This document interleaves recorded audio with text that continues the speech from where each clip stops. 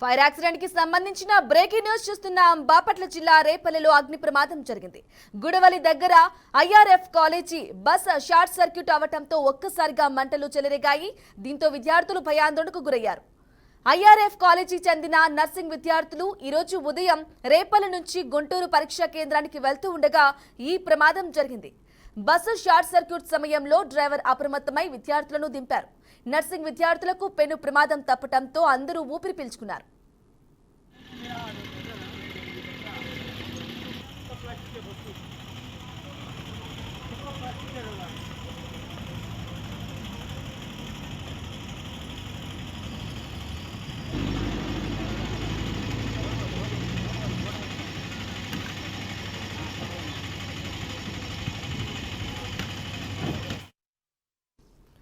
Right, fire accident కి సంబంధించిన breaking news చూస్తున్నాం. బాపట్ల జిల్లా రేపల్లెలో అగ్ని ప్రమాదం జరిగింది. గుడవలి దగ్గర IRF college bus short circuit అవటంతో ఒక్కసారిగా మంటలు చెలరేగాయి. దీంతో విద్యార్థులు భయాందోళనకు గురయ్యారు.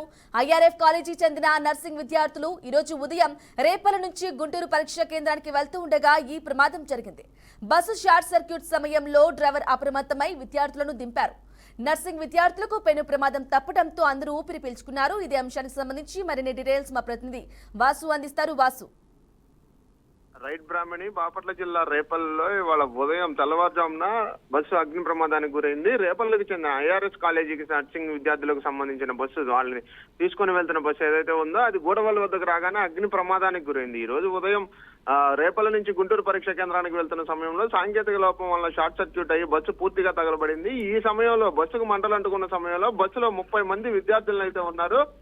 వెంటనే డ్రైవర్ సమయస్ఫూర్తిగా వ్యవహరించి అప్రమత్తమై విద్యార్థులను కింద దించి ఎటువంటి ప్రాణ నష్టం జరగకుండా డ్రైవర్ అయితే చాకచక్యంగా వ్యవహరించాడని చెప్పుకోవాలి బ్రాహ్మణి.